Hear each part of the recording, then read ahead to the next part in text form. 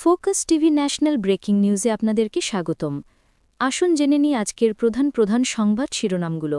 অন্তর্বর্তীকালীন সরকার যখন দায়িত্ব গ্রহণ করে তখন নির্বাচন আয়োজনের সময়সীমা নিয়ে কোনো ধরনের শর্ত ছিল না বলে মন্তব্য করেছেন শ্রম ও কর্মসংস্থান এবং নৌ পরিবহন উপদেষ্টা ব্রিগেডিয়ার জেনারেল অবসরপ্রাপ্ত ড এম সাখাওয়াত হোসেন। ত্রয়োদশ জাতীয় সংসদ নির্বাচন ও গণভোটের তফসিল ঘোষণাকে সামনে রেখে প্রধান নির্বাচন কমিশনার সিইসি এএমএম নাসির উদ্দিনের জাতির উদ্দেশ্যে প্রদত্ত ভাষণ আগামী বুধবার রেকর্ড হবে।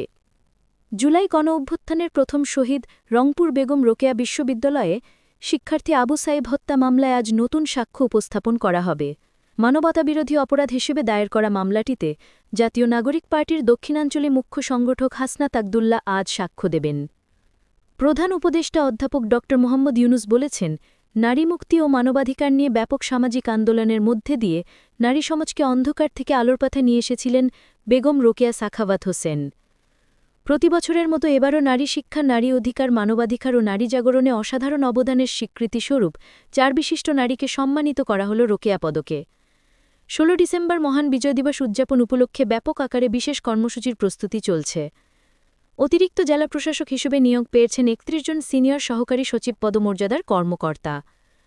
আসন্ন জাতীয় সংসদ নির্বাচনের তফসিল ঘোষণা হবে আগামীকাল বুধবার বা পরশুদিন বৃহস্পতিবার।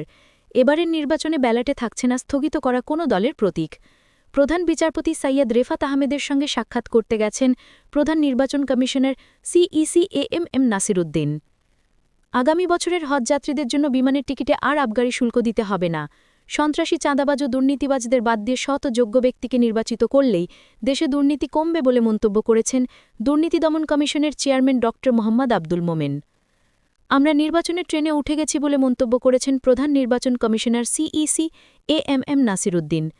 আসন্ন ত্রয়োদশ সংসদ নির্বাচনে নির্বাহী ম্যাজিস্ট্রেটের দায়িত্ব পালনের জন্য প্রধান বিচারপতির কাছে ৩০০ জন বিচারক চেয়েছেন প্রধান নির্বাচন কমিশনার এএমএম নাসির উদ্দিন। টিআইবির নির্বাহী পরিচালক ইফতেখারুজ্জামান বলেছেন, বাংলাদেশের সংস্কার ততটুকু হবে যতটুকু আমলাতন্ত্র চায়। এগুলোই ছিল আজকের প্রধান সংবাদ। পরবর্তী সংবাদের জন্য ফোকাস টিভি এর সাথেই থাকুন। ধন্যবাদ।